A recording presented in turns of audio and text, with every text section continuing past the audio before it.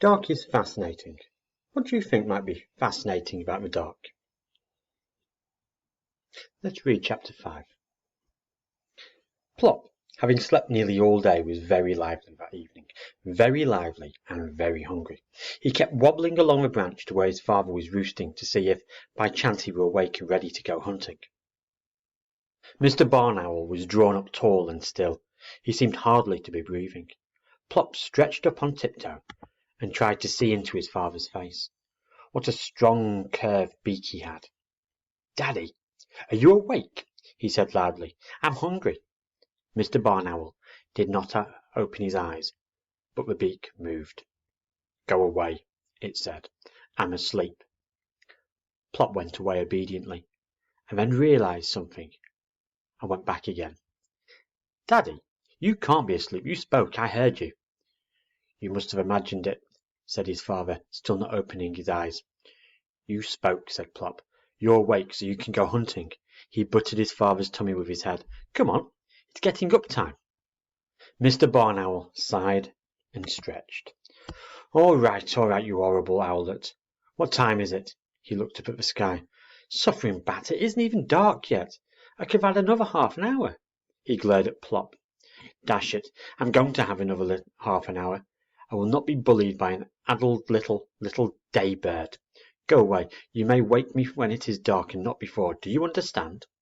He suddenly leaned forward until his huge beak was level with Plop's own little carpet tack. Plop could see two of himself reflected in his father's eyes. Yes, Daddy," he said, backing away hurriedly. "Good," said his father, drawing himself up to sleep again. "Good day."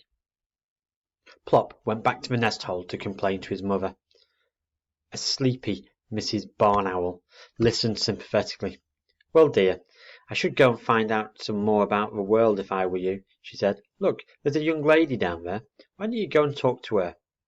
Plop peered down through the leaves. Standing a little way from the tree was someone wearing shiny black boots, a bright red fur coat with a matching hat, and what looked like a white beard.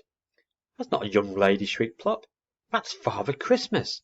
And he fell off his branch in such a hurry that he forgot either to shut his eyes or take a deep breath. He landed quite well considering, but lost his balance at the last moment and toppled forward onto his face. A gentle hand picked him up and set him right way up again. "Oh, you poor darling," said a sweet young voice. "Are you all right?" Plop looked up quickly. That voice doesn't sound right. It wasn't a white beard. It was long blonde hair. "You're not Father Christmas at all," he said crossly, "and I came down specially."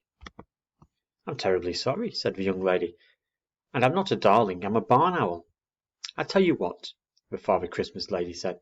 "May I draw a picture of you in my nature sketchbook? I haven't got a barn owl in it."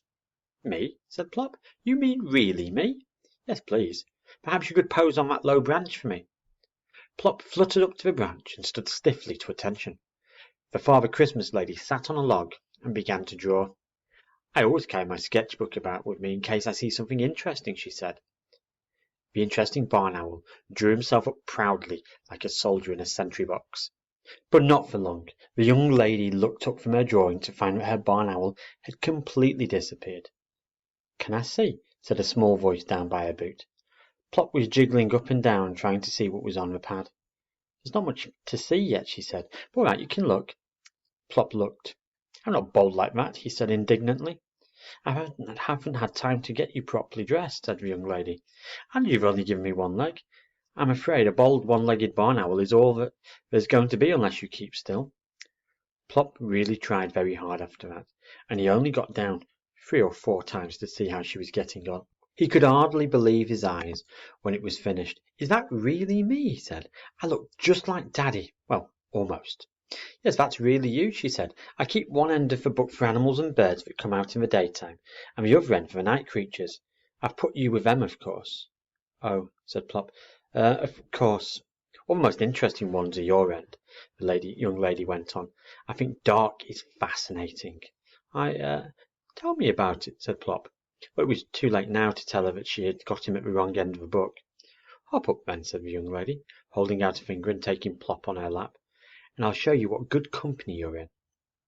Look, here are some badgers, Plop looked at the big black and white animals with stripes down their noses. Funny faces they've got. That's so they don't bump into each other in the dark, explained the young lady. They can't see very well. She turned over the page. Now I think these are the most fascinating night creatures of all. Bats. You've got it the wrong way up, said Plop. The Father Christmas lady laughed. No, I haven't. That's how bats like to be when they're not fluttering about, hanging upside down by their feet. Go on, said Plop. Yes, really. And do you know, if you were a baby bat, your mother would take you with her wherever she went, clinging to her fur. You get lots of rides. Oh, I'd like that, Plop said. Yes, but when you got too big to be carried, you know what your mother would do? She'd hang you up before she went out. Hang me up, said Plop. Upside down? That's right. Now let's see what else we can find. She turned a few pages. Yes, here we are. Oh, Plop was not with her. He was rocking backwards and forwards on the low branch like one of those little wobbly men that you push. Every now and then he went a bit too far and had to waggle his wings to keep his balance. What are you doing? Asked the young lady. I'm trying to be a bat, said Plop. But what I don't understand is how they begin. I can't get upside down. Perhaps it'd be easier to be a hedgehog, said the young lady. When they're frightened, they roll themselves into a ball. Look, here's a picture of one. Plop hopped back onto her knee and inspected the hedgehog. His feathers could do with a bit of fluffing up, she said. Those aren't feathers, they're prickles. Very useful they are too. A hedgehog can jump off quite a high fence without hurting himself because he makes himself into a prickly ball and just bounces. Very useful, said Plop. I wish I had prickles. He jumped off her lap and tried to roll himself into a ball. It was very difficult. I don't seem to have enough bends, he said. Suddenly, he stopped rolling about and stayed still, listening. Then he rushed back to the young lady's lap and tried to bury himself in her coat. What's the matter? She said. There's a funny noise, he said, over there. The young lady listened. There was a busy rustling sound coming from the dry leaves under the big tree. Why, I do believe it's a hedgehog, she said. Yes, here he is, look. Plop peeped cautiously over the edge of her lap. A tiny pointed snout pushed its way through the leaves, and then a small round creature scuttled across the ground in front of him. They never bothered to move about quietly, the young lady whispered, because they know nobody would want to eat anything so prickly. Is he sure? Said Plop. I'm so hungry I could eat anything. The hedgehog stopped dead and rolled himself into a tight ball. He must have heard you, the young lady said reproachfully. What a thing to say. Well, it's true, Plop said. I'm starving. Oh, of course. You'll be going hunting with your parents now that it's getting dark, won't you? I was forgetting you're a night bird. The night bird looked down at his toes.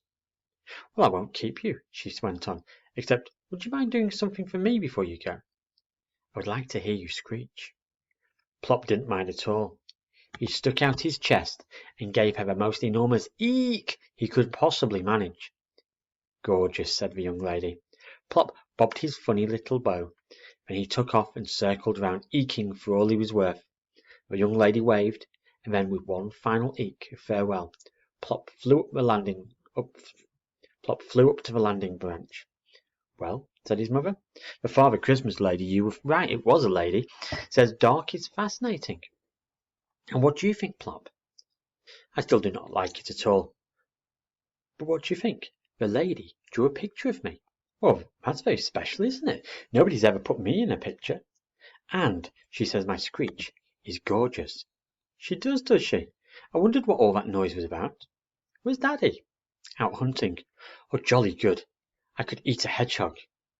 I wouldn't recommend it, said his mother.